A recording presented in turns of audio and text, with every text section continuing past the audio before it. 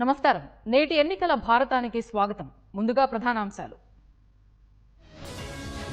లోక్సభ ఎన్నికలకు సిద్ధమైన ఎన్డీఏ 400 సీట్లే లక్ష్యంగా త్రిశూల వ్యూహం. రాహుల్ శక్తి వ్యాఖ్యలపై దుమారం. అసుర దైవశక్తుల పోరాటమన్న మోదీ. మోదీ గ్యారంటీకి కాంగ్రెస్ హామీలకు మధ్య పోరు. ఆసక్తికరంగా ప్రధాన పార్టీల ప్రచారం. బీహార్లో ఎన్డీఏ సీట్ల పంపకం పూర్తి. భాజపా 17, జేడీయూ 16 చోట్ల పోటీ. పలు రాష్ట్రాల్లో అధికారులపై ఈసీ వేటు. బంగాల్ డీజీపీ తొలగింపుపై టీఎంసీ ఆగ్రహం. 21 లోపు పూర్తిగా ఎన్నికల బాండ్ల వివరాలు. ఎస్బీఐకు సుప్రీంకోర్టు గడువు. రాజకీయ వేడిని రగిలిస్తున్న 18వ లోక్సభ ఎన్నికల్ని ప్రతిష్టాత్మకంగా తీసుకున్న ప్రధాని నరేంద్ర మోదీ మూడోసారి పగ్గాల్ని చేపట్టేందుకు మరింత బలంగా రావాలని లక్ష్యంగా పెట్టుకున్నారు. అందుకే జాతీయ ప్రజాస్వామ్య కూటమి ఎన్డీఏకు 400 సీట్లను కట్టబెట్టాలని ప్రజలకు విజ్ఞప్తి చేస్తున్నారు. ఒక్క భాజపానే 370 స్థానాలు గెలుస్తుందని ధీమాతో ఉన్నారు. మోదీ మూడోసారి ప్రధానిగా ఎన్నికై నెహ్రూ రికార్డును సమం చేయడం ఖాయమని ప్రీ పోల్స్ సర్వేలు అంచనాలు వేస్తున్నా 400 స్థానాల లక్ష్యం సాధ్యమేనా అనే ప్రశ్నలు వినిపిస్తున్నాయి. మరి అంత భారీ లక్ష్యాన్ని చేరుకోవడానికి మోదీ ఎలాంటి వ్యూహాన్ని ఎంచుకున్నారు? గెలిచే సీట్లపై అంత ధీమాగా ఎలా ఉన్నారో ఈ కథనంలో చూద్దాం.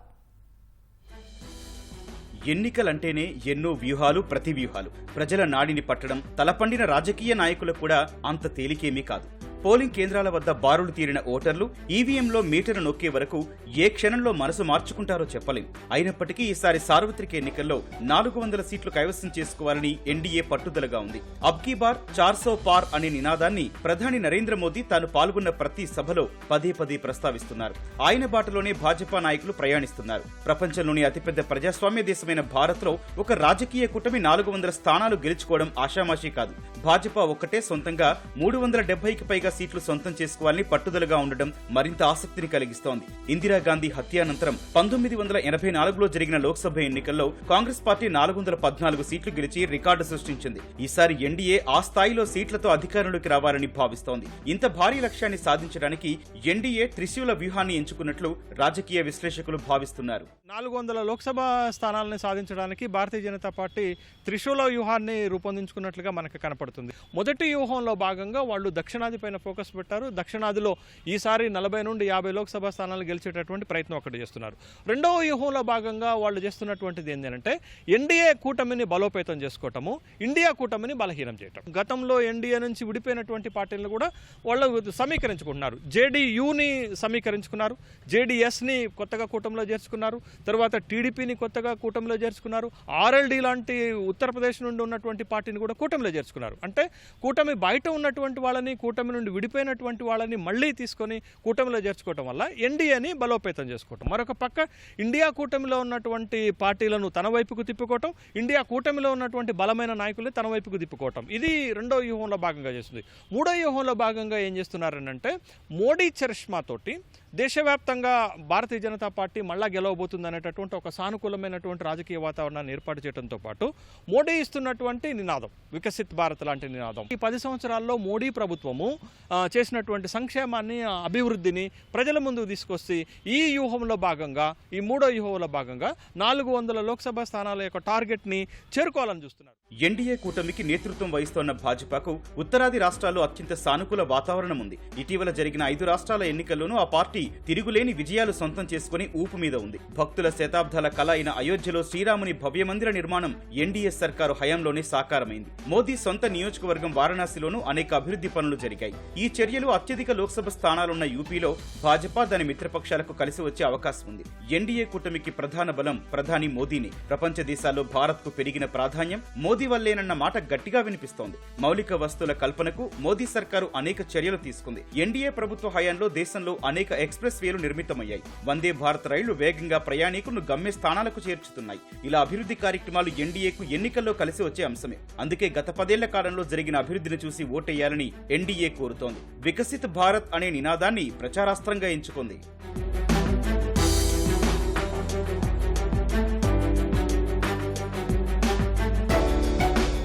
మోదీకి దీటైన నాయకుడు ప్రతిపక్ష కూటమి ఇండియాలో లేకపోవడం ఎన్డీఏకు కలిసి వస్తోంది. పాత మిత్రులతో బలోపేతమైన ఎన్డీఏకు దీటుగా ఇండియా కూటమి లేదనే వాదన వినిపిస్తోంది.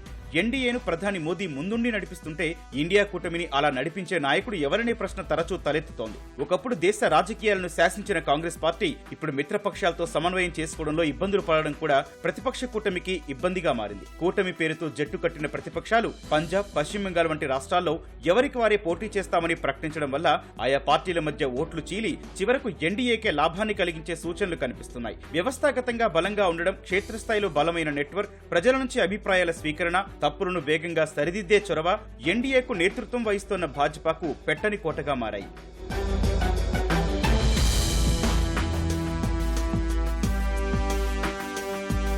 భాజపా తరహాలో సూక్ష్మ ప్రణాళికలు తయారు చేసుకుని ఎన్నికలకు వెళ్లడంలో కాంగ్రెస్ పార్టీ విఫలం కావడం కాషాయ దళానికి మరో ఆయుధంగా మారింది. ఫలితంగా ప్రతికూల అంశాలను తనకు అనుకూలంగా మలుచుకుని ప్రత్యర్థులపై పైచేయి సాధించే కళను భాజపా అలవర్చుకుంది.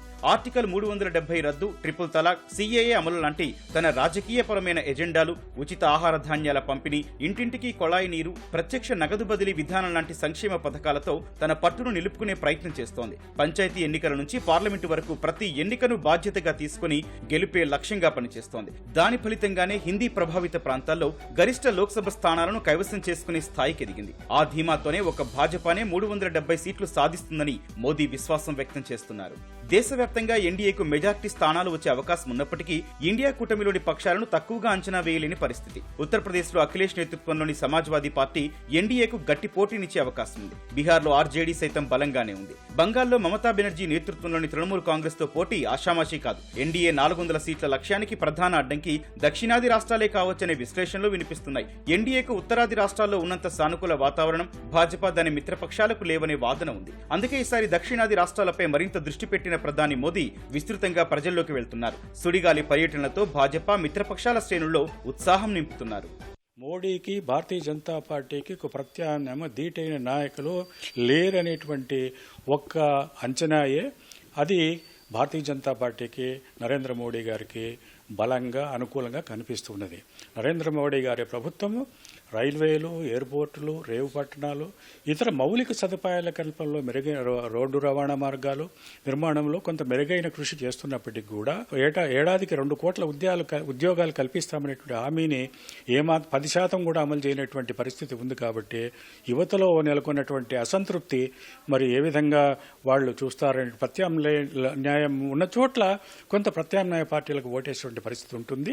ప్రత్యామ్నాయం లేని చోట్ల ఇంకా భారతీయ జనతా పార్టీకి, ఆ మిత్రపక్షాలకి ఓట్లు గెలుస్తాయి గనక జరిగే అనూహ్య పరిణామాలు సంభవిస్తే తప్ప ఇప్పుడున్నటువంటి పరిస్థితుల్లో భారతీయ జనతా పార్టీకి, ఎన్డీఏకే ఎక్కువ మెజారిటీ లభించే అవకాశాలు ఉన్నటువంటి అంచనాలున్నాయి. అది వాస్తవం కూడా కావచ్చు. అందుకోసము మరి భారతీయ జనతా పార్టీ అదేవిధంగా నరేంద్ర మోడీ గారు కూడా మరి ప్రతి రాష్ట్రంలోనూ కలయిదిరుగుతూ ఆయన ప్రజలను అక్కడికే స్థానిక ప్రజలను ఆకట్టుకోవడానికి అనేకమైనటువంటి వరాలు ప్రకటిస్తూ ఆయన కలయిదిరుగుతున్నారు. ఎలక్టోరల్ బాండ్లపై సుప్రీంకోర్టు తీర్పు ఎన్డీఏ సర్కారుకు ఎన్నికల్లో కొంత ప్రతికూలంగా పరిణమించే అవకాశాలుంటాయనే వాదన వినిపిస్తోంది. అయితే సంక్షేమం, అభివృద్ధి ఎజెండాతో పోల్చితే పార్టీలకు విరాళాల అంశం ప్రభావం చూపేది తక్కువనే అభిప్రాయాలు కూడా వ్యక్తమవుతున్నాయి. ముంబైలో విపక్ష కూటమి ఇండియా నేతలు హాజరైన సభలో శక్తి పేరిట కాంగ్రెస్ నేత రాహుల్ గాంధీ చేసిన వ్యాఖ్యలు తీవ్ర దుమారం రేపాయి. హిందూ ధర్మంలో శక్తి అనే శబ్దం ఉంటుందని, ఓ శక్తితో తాము పోరాడుతున్నామని రాహుల్ వ్యాఖ్యానించగా ప్రధాని మోదీ ఆ వ్యాఖ్యని తీవ్రంగా ఖండించారు. ప్రజలంతా పూజించే శక్తిని నాశనం చేయడమే విపక్ష కూటమి ఇండియా మేనిఫెస్టో అని మోదీ విమర్శించారు. సార్వత్రిక ఎన్నికల సమరాన్ని అసుర శక్తికి, దైవశక్తికి మధ్య పోరుగా అభివర్ణించారు. ముంబైలో జరిగిన విపక్ష కూటమి ఇండియా సభలో మాట్లాడిన కాంగ్రెస్ నేత రాహుల్ గాంధీ శక్తి పేరిట చేసిన విమర్శలు ఇప్పుడు అధికార విపక్షాల మధ్య మాటల యుద్ధానికి దారితీశాయి. ఓ శక్తితో తాము పోరాడుతున్నామన్న రాహుల్ విపక్ష పార్టీలో ఉన్న నేతను ఆ శక్తి బలవంతంగా భాజపాలోకి తీసుకెళ్తోందని విమర్శించారు. हिंदू धर्म में शक्ति शब्द होता है.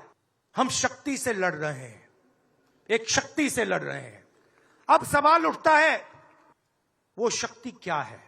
जैसे किसी ने यहां कहा राजा की आत्मा ईवीएम में है, हिंदुस्तान की हर संस्था में है, ईडी में है, सीबीआई में है, इनकम टैक्स डिपार्टमेंट में है.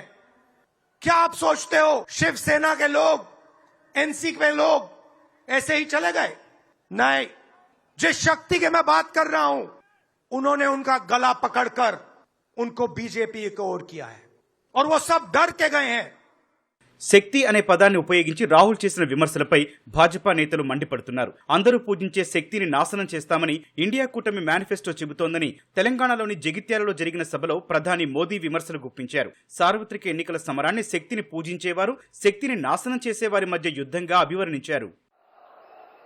क्या भारत की धरती पर कोई शक्ति के विनाश की बात कर सकता है? क्या शक्ति का विनाश हमें मंजूर है? हम सब शक्ति की आराधना करते हैं कि नहीं करते हैं? जहां चंद्रयान ने लैंड किया, हमने उस सफलता को भी शिव शक्ति नाम देकर के शिव शक्ति को समर्पित किया है। माताएं बहनें, शक्ति स्वरूपा आप है।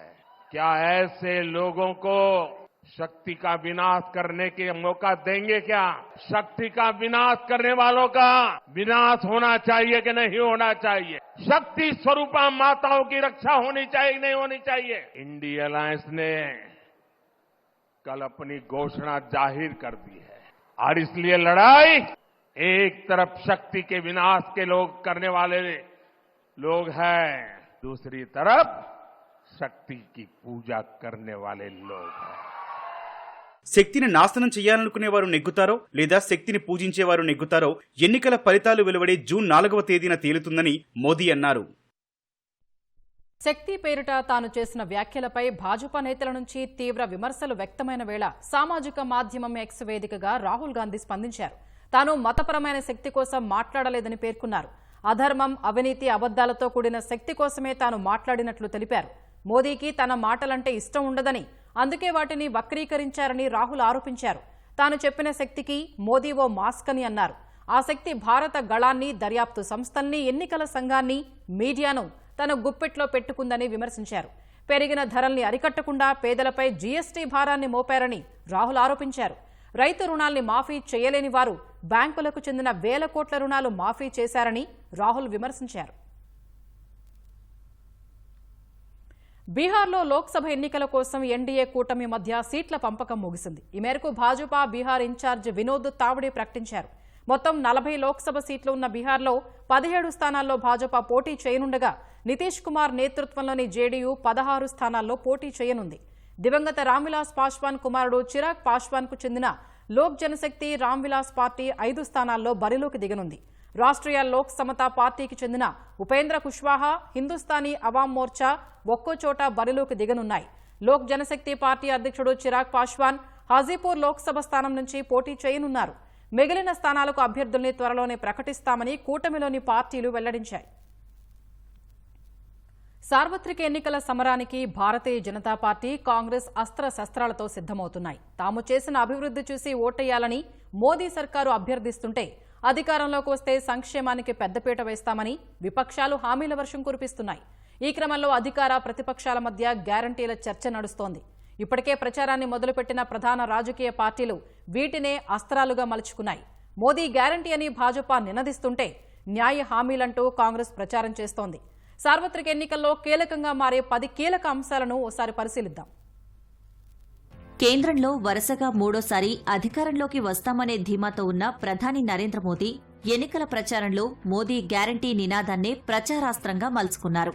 యువత, మహిళా సాధికారత, రైతుల సంక్షేమంతో పాటు దశాబ్దాలుగా నిరాదరణకు గురైన అట్టడుగు, బలహీన వర్గాల అభివృద్ధే మోదీ గ్యారంటీలో భాగమని భాజపా ప్రచారం చేస్తోంది. ప్రభుత్వ సంక్షేమ పథకాలు క్షేత్రస్థాయిలో అందరికీ చేరాలన్నదే తమ లక్ష్యమని తెలిపారు. ఇదే నినాదం తాజా ఎన్నికల్లో అధికార, విపక్షాల మధ్య మాటల యుద్ధానికి తెరతీస్తోంది. లోక్సభ ఎన్నికల్లో ఈ హామీనే ప్రధాన అస్త్రంగా మారనుంది.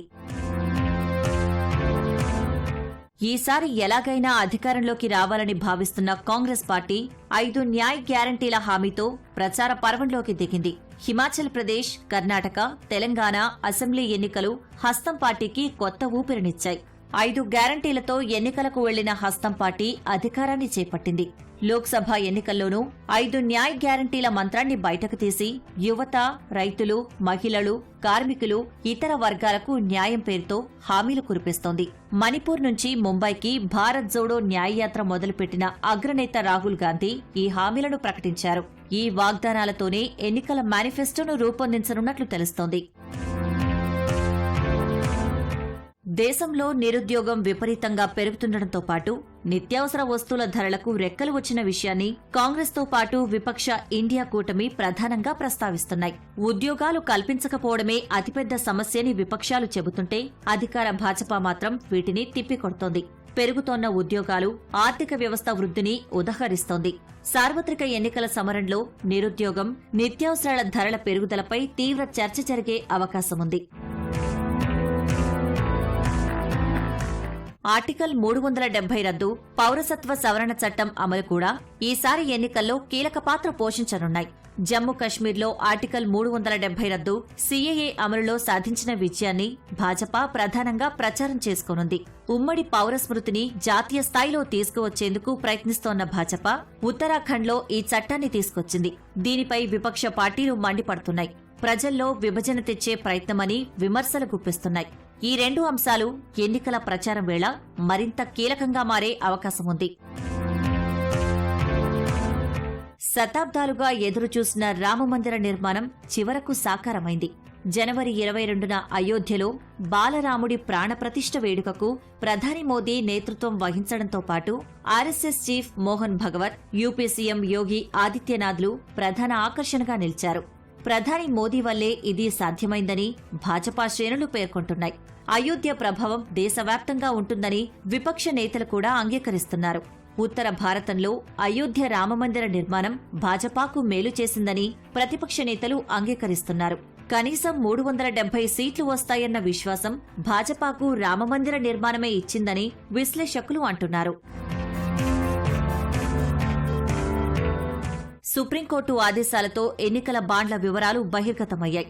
వీటిపై అనేక అనుమానాలు వ్యక్తం చేస్తున్న కాంగ్రెస్ ఉన్నత స్థాయి దర్యాప్తు జరిపించడంతో పాటు భాజపా బ్యాంకు ఖాతాలను నిలిపివేయాలని డిమాండ్ చేస్తోంది. ఎన్నికల షెడ్యూలు వెలువడే కొన్ని రోజుల ముందే ఎన్నికల బాండ్ల అంశం తెరపైకి రావడంతో విపక్షాలు దీన్ని ప్రచారాస్త్రంగా మలుచుకునేందుకు ప్రయత్నిస్తున్నాయి. ఇది ఖచ్చితంగా ఎన్నికల ప్రచారంలో ప్రతిపక్షాలకు అస్త్రంగా మారనుందని విశ్లేషకులు అంచనా వేస్తున్నారు. సుపరిపాలన, వేగవంతమైన వృద్ధి, భవిష్యత్తు కోసం దార్శనికతపై మోదీ హామీ ఇస్తున్నారని, ఇది అమృత్ కాలని భాజపా ప్రచారం చేస్తోంది. అయితే నిరుద్యోగం, ధరల పెరుగుదల, వ్యవస్థల అణచివేత, రాజ్యాంగంపై దాడి, ఆర్థిక అసమానతలు గత 10 ఏళ్లలో పెరిగాయని చెబుతోన్న కాంగ్రెస్ ఇది అన్యాయకాలని విమర్శలు గుప్పిస్తోంది. గత 10 ఏళ్లలో ప్రభుత్వ వైఫల్యాలను ప్రతిపక్షాలు ఎత్తిచూపుతున్నా కరోనాపై పోరు, తగ్గిన పేదరికం, ఉచిత రేషన్ పథకం వంటి పథకాల ప్రచారంతో భాజపా వాటిని తిప్పికొడుతోంది. కనీస మద్దతు ధర, ఇతర సమస్యలపై ఉద్యమం చేస్తోన్న రైతులు దేశ రాజధానిని మరోసారి ముట్టడించేందుకు సిద్ధమయ్యారు. ఇదే విషయాన్ని లేవనెత్తుతోన్న విపక్షాలు రైతులను మోదీ ప్రభుత్వం మోసం చేసిందని విమర్శిస్తున్నాయి. ఇండియా కూటమి అధికారంలోకి వస్తే కనీస మద్దతు ధర ఇస్తామని హామీ కూడా ఇచ్చాయి. భాజపా నేతలు మాత్రం రైతులతో చర్చలు జరుపుతున్నామని, ఇది రాజకీయ ప్రేరేపితమని ఆరోపిస్తున్నారు. తాజా లోక్సభ ఎన్నికల్లో ఇది కూడా ప్రచారాస్త్రంగా మారనుంది. తాజా సార్వత్రిక ఎన్నికలు భాజపా, కాంగ్రెస్ మధ్య సిద్ధాంతాల యుద్ధమని రాజకీయ విశ్లేషకులు పేర్కొంటున్నారు. ఈ రెండు పార్టీలు తమ సైద్ధాంతిక సూత్రాలను ప్రజల ముందు ఉంచనున్నాయని, వీటిలో ఏది కావాలో తేల్చుకోవాలని ఓటర్లను కోరనున్నట్లు చెబుతున్నారు. భారత్ను అభివృద్ధి చెందిన దేశంగా తీర్చిదిద్దడమే లక్ష్యమని ప్రధాని మోదీ ఉద్ఘాటిస్తున్నారు. 2047 నాటికి లక్ష్యాన్ని సాధించేందుకు తమ ప్రభుత్వం అన్ని చర్యలు తీసుకుంటోందని భాజపా చెబుతోంది. దీన్నే వికసిత్ భారత్గా ప్రచారం చేస్తున్నప్పటికీ విపక్షాలు మాత్రం దీన్ని మరో మోసమని ఆరోపిస్తున్నాయి. ఇలా లోక్సభ ఎన్నికల వేళ పలు కీలక అంశాలు క్షేత్రస్థాయిలో ప్రచారాస్త్రాలుగా మారనున్నాయి. సార్వత్రిక ఎన్నికల వేళ కేంద్ర ఎన్నికల సంఘం కీలక నిర్ణయం తీసుకుంది. పలు రాష్ట్రాల్లో అధికారులపై వేటు వేసింది. గుజరాత్, ఉత్తరప్రదేశ్, బీహార్, జార్ఖండ్, హిమాచల్ ప్రదేశ్, ఉత్తరాఖండ్ హోంశాఖ కార్యదర్శుల్ని తొలగించింది. పశ్చిమ బంగాల్ డీజీపీని సైతం బాధ్యతల నుంచి తప్పించింది. ఈసీ చర్యలపై తృణమూల్ కాంగ్రెస్ మండిపడింది. ఎన్నికల సంఘంపై భాజపా నియంత్రణకు ఇది స్పష్టమైన ఉదాహరణ అని ఆరోపించింది. లోక్సభ ఎన్నికల వేళ కొన్ని రాష్ట్రాల్లో ఉన్నతాధికారులపై కేంద్ర ఎన్నికల సంఘం కొరడా ఝుళిపించింది. గుజరాత్, ఉత్తరప్రదేశ్, బీహార్, జార్ఖండ్, హిమాచల్ ప్రదేశ్, ఉత్తరాఖండ్ హోంశాఖ కార్యదర్శుల్ని తొలగించాలని ఆదేశాలు జారీ చేసింది. వీరు ఆయా రాష్ట్రాల్లో సీఎం కార్యాలయాల్లో కూడా పనిచేస్తూ ద్వంద్వ విధులు నిర్వర్తిస్తున్నట్లు తెలిపింది. అదేవిధంగా పశ్చిమ బెంగాల్ డీజీపీని ఆ బాధ్యతల నుంచి తప్పించింది. ఎన్నికలకు సంబంధం లేని విధులను ఆయనకు అప్పగించాలని సూచించింది. లోక్సభ ఎన్నికల కోడ్ అమల్లోకి వచ్చాక ఎన్నికల సంఘం ఈ మేరకు చర్యలు తీసుకోవడం ఇదే తొలిసారి. బృహన్ ముంబై మున్సిపల్ కమిషనర్ ఇక్బాల్ సింగ్ చాహల్తో పాటు అదనపు కమిషనర్లు, ఉప కమిషనర్లపైన వేటు పడింది. మిజోరాం, హిమాచల్ ప్రదేశ్ సాధారణ పరిపాలనా విభాగాల కార్యదర్శుల్ని కూడా తొలగించాలని ఈసీ ఆదేశాలు జారీ చేసింది. ఎన్నికల విధులతో సంబంధం ఉండి సొంత జిల్లాల్లో 3 ఏళ్లకు పైగా పనిచేస్తున్న అధికారుల్ని బదిలీ చేయాలని ఇదివరకే ఈసీ సూచించింది.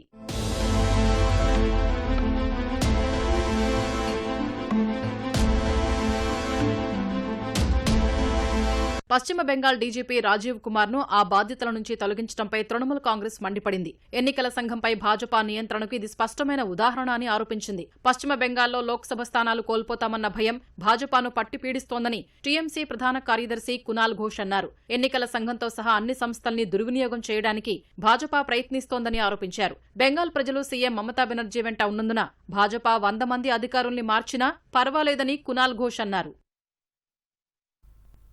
ఎలక్టోరల్ బాండ్ల విషయంలో స్టేట్ బ్యాంక్ ఆఫ్ ఇండియాపై సుప్రీంకోర్టు ఆగ్రహం వ్యక్తం చేసింది. మార్చి 21లోపు ఎన్నికల బాండ్ల పూర్తి వివరాల్ని వెల్లడించాలని ఆదేశించింది. ఎంపిక చేసిన సంస్థల వివరాలే కాకుండా ఎలక్టోరల్ బాండ్లు కొనుగోలు చేసిన అందరి వివరాలు ఇవ్వాల్సిందేనని సర్వోన్నత న్యాయస్థానం తేల్చెప్పింది. ఈ విషయంలో ఇక ఎలాంటి సందేహాలకు తావులేదని సీజేఐ జస్టిస్ డివై చంద్రచూడ్ స్పష్టం చేశారు. ఎన్నికల బాండ్ల బహిర్గతం అంశంలో స్టేట్ బ్యాంక్ ఆఫ్ ఇండియాకు సుప్రీంకోర్టు రాజ్యాంగ ధర్మాసనం మరోసారి స్పష్టమైన ఆదేశాలు జారీ చేసింది. మార్చి 21లోగా ఎలక్టోరల్ బాండ్ల వివరాలను పూర్తిగా వెల్లడించాలని ఎస్బీఐను సీజేఐ జస్టిస్ చంద్రచూడ్ నేతృత్వంలోని 5 సభ్యుల రాజ్యాంగ ధర్మాసనం ఆదేశించింది. తమ వద్ద ఉన్న ఎలక్టోరల్ బాండ్ల వివరాలన్నీ బహిర్గతం చేశామని, ఎలాంటి వివరాలు దాచిపెట్టలేదని గురువారం సాయంత్రం 5 గంటలలోపు ప్రమాణపత్రం దాఖలు చేయాలని ఎస్బీఐ చైర్మన్ దినేష్ ఖేరాను సుప్రీంకోర్టు రాజ్యాంగ ధర్మాసనం ఆదేశించింది. బాండ్ల నెంబర్లతో సహా అన్ని వివరాలను ఈసీకి ఇవ్వాలని ఎస్బీఐని ఆదేశించింది. స్టేట్ బ్యాంక్ ఆఫ్ ఇండియా తరపున విచారణకు హాజరైన సీనియర్ న్యాయవాది హరీష్ సాల్వే ఎలక్టోరల్ బాండ్ల సీరియల్ కోడ్ను కూడా ఎన్నికల సంఘానికి ఇచ్చేందుకు ఎస్బీఐ సిద్ధంగా ఉందని కోర్టుకు తెలిపారు. ఎలక్టోరల్ బాండ్లకు సంబంధించి తమ వద్ద ఉన్న మొత్తం సమాచారాన్ని అందిస్తామని, ఎలాంటి డేటాను ఎస్బీఐ తన వద్ద ఉంచుకోదని సాల్వే కోర్టు దృష్టికి తెచ్చారు.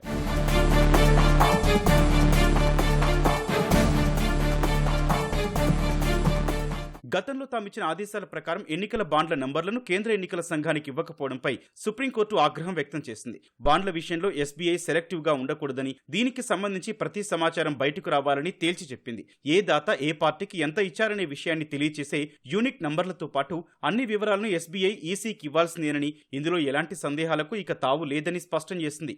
ఎస్బీఐ నుంచి పూర్తి వివరాలు అందిన వెంటనే వాటిని ఎన్నికల సంఘం తమ వెబ్సైట్లో అప్లోడ్ చేయాలని ఆదేశించింది. ఎన్నికల బాండ్లను బహిర్గతం చేయడం ఎస్బీఐ విధి అని రాజ్యాంగ ధర్మాసనం వ్యాఖ్యానించింది.